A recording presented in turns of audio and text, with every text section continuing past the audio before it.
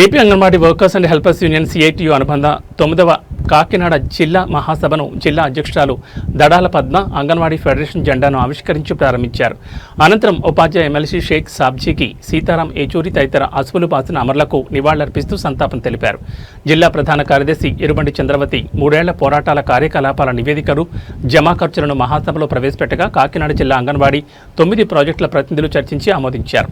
ఈ మహాసభలకు అంగన్వాడీ సంఘం రాష్ట్ర అధ్యక్షురాలు బేబీరాణి ముఖ్య అతిథిగా హాజరై మాట్లాడుతూ ఆంధ్రప్రదేశ్ రాష్ట్రంలో వీరోచితంగా అంగన్వాడీలు చేసిన 42 రోజుల సమ్మె సందర్భంగా రాష్ట్ర ప్రభుత్వం రాసిచ్చిన హామీలను కూటమి ఎన్నికల మేనిఫెస్టోలో పేర్కొన్న విధంగా అంగన్వాడీలకు ధరలకు అనుగుణంగా కనీస వేతనాలు 26,000 చెల్లించాలని, ప్రభుత్వ సంక్షేమ పథకాలు అమలు చేయాలని డిమాండ్ చేశారు.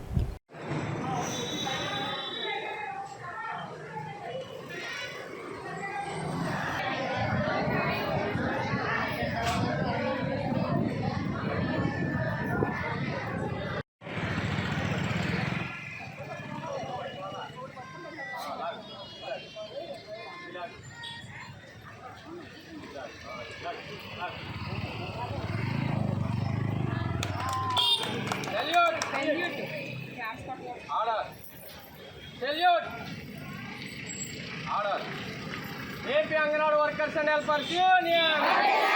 AP Anganwadi Workers and Helpers Union. AP Anganwadi Workers and Helpers Union. Zindabad CITU. AP Anganwadi Workers and Helpers Union. వర్ధిల్లాలి పోరాటాలు.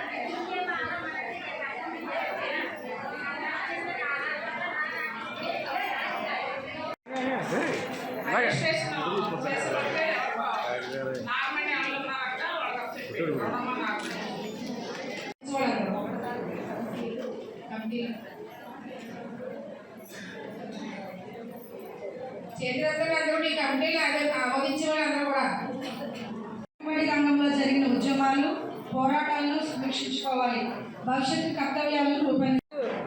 కాకినాడ జిల్లా AP Anganwadi workers and helpers union 9వ జిల్లా మహాసభలు యూటీఎఫ్ హోమ్ నందు నిర్వహించుకోవడం జరుగుతూ ఉంది.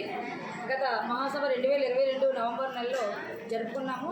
ఈ 3 సంవత్సరాల కాలంలో అంగన్వాడీలుగా మేము చేసినటువంటి పోరాటాలు, అలాగే విజయాలు, రాబోయే రోజుల్లో భవిష్యత్తు కర్తవ్యాలని రూపొందించుకొని మా యొక్క డిమాండ్స్ సాధన కోసం కృషి చేయడం కోసంగా చెప్పేసి చర్చల సందర్భంగా ప్రభుత్వానికి మా యొక్క డిమాండ్స్ని నివేదించడం కోసంగా చెప్పేసి ఈ మహాసభ జరుగుతూ ఉంది. రాబోయే కనీస వేతనం 26,000 రూపాయలు ఇవ్వాలనే డిమాండు, అలాగే అంగన్వాడీలందరికీ కూడా సంక్షేమ పథకాలు ఇవ్వాలనే డిమాండ్తో ఈ మహాసభ ముందుకు వెళ్తా ఉంది.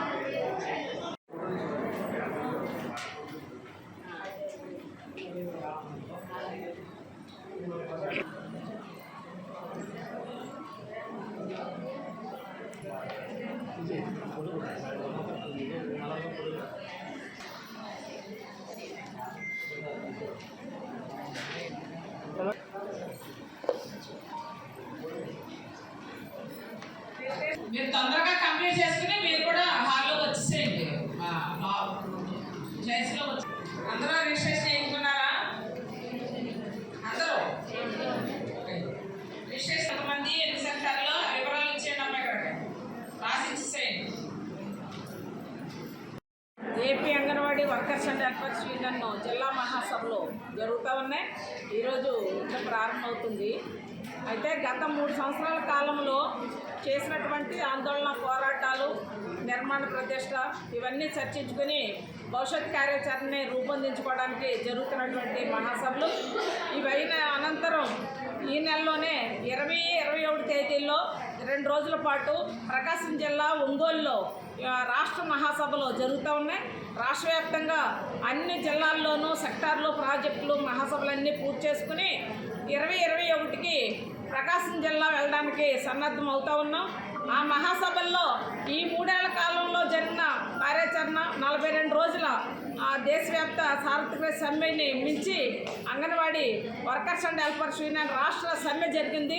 42 రోజుల సమ్మెలో గత ప్రభుత్వం ఇచ్చినటువంటి హామీలు, అలాగే గత ప్రభుత్వం వేతనాలు పెంచలేదని చెప్పి ఈ ప్రభుత్వం నేను అధికారంలోకి వస్తే మేము వేతనాలు పెంచుతాం, మీ సమస్యలన్నీ పరిష్కారం చేస్తామని చెప్పారు. కానీ నేటికి కూడా వేతనాలు ఊసే ఎత్తట్లేదు. గ్రాడ్యుయేటీ జీవో కూడా అది మార్చి గ్రాడ్యుయేటీ జీవో ఇవ్వడం అనేది జరిగింది. ఆ జీవోని చట్ట ప్రకారం 1976 గ్రాడ్యుయేటీ చట్టం ప్రకారం ఆ జీవో ఇవ్వాలని చెప్పేసి డిమాండ్ చేస్తూ ఉన్నాం. అంగన్వాడీలందరికీ కూడా సంక్షేమ పథకాలు ఇవ్వాలి, పెరిగే ధరలకు అనుగుణంగా వేతనాలు పెంచాలి. అలాగే గుజరాత్ హైకోర్టు ఇచ్చినట్టుగా 3వ తరగతి ఉద్యోగులుగా అంగన్వాడీల్ని గుర్తించాలి. ఈ డిమాండ్స్ని మేము భవిష్యత్ కార్యాచరణగా రూపొందించుకుని వీటి మీద రాష్ట్ర వ్యాప్తంగా ఆందోళన చేపడతాం. ప్రభుత్వం మాత్రం తక్షణం అంగన్వాడీల సమస్యలు పరిష్కరించాలని చెప్పేసి చెప్తా ఉన్నాం. అలాగే రాష్ట్రంలోనూ కేంద్రంలోనూ ప్రభుత్వాల వైఖరి బాగాలేదు. కేంద్ర ప్రభుత్వ వైఖరి అంతకంటే బాగున్నటువంటి పరిస్థితి.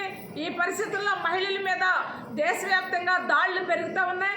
ఆ దాడులు కూడా అరికట్టాలి. అలాగే మహిళలకి రక్షణ కల్పించాలి. వీటన్నిటిని కూడా తీర్మానాలుగా పెట్టుకుని కనీస వేతనాల జీవోలు కూడా అమలు జరగాలని చెప్పి వీటన్నిటి మీద మేము తీర్మానాలు చేయబోతూ ఉన్నాం. అలాగే మన జిల్లాలో కండిషనల్ అపాయింట్మెంట్ పోస్టులు ఉన్నాయి. వీటిని రెగ్యులర్ చేయకుండా ఎవరో ఒకళ్ళు మళ్ళీ కోర్టుకు వెళ్తాం, ఆ స్థానంలో మరొకళ్ళు ఇటువంటి పనులన్నీ చేస్తామన్నారు. ఇప్పటికి 13 ఏళ్ళు అయ్యింది. కాబట్టి ఇప్పటికి రోస్టర్ మార్చి వాళ్ళందరినీ కూడా రెగ్యులర్ చేయాలి. ఇది ఈ జిల్లాలో ప్రధానమైనటువంటి డిమాండ్. అలాగే పని ఒత్తిడి పెరిగిపోయింది. సెల్ ఫోన్లో వర్క్స్ చూపించుతున్నారు. ప్రీ స్కూల్ యాక్టివిటీస్కి ఈవేళ గండి పడతా ఉంది. నూతన విద్యా విధానాన్ని ప్రభుత్వం తీసుకొచ్చి ఐసీడీఎస్ని నిర్వీర్యం చేస్తూ ఉంది. ప్రీ స్కూల్ పిల్లల సంఖ్య తగ్గించి ఈవేళ ప్రైవేట్ కాన్వెంట్ల యొక్క సంఖ్యను పెంచే పనిలో ఈ రాష్ట్ర ప్రభుత్వం ఉంది. అది విరమించుకోవాలని చెప్పి, అలాగే పాఠశాలలకి అంగన్వాడీలను అనుసంధానం చేస్తానని చెప్తున్నారు. ఆ అనుసంధానాన్ని విరమించుకోవాలి. ఏదైతే అంగన్వాడీ సెంటర్లో గతంలో ఇప్పటి వరకు ఎలా జరిగినాయో అలాగే జరగాలి. మెర్జ్ కూడా ఆపాలి. ఇది మా ప్రధానమైనటువంటి డిమాండ్లు.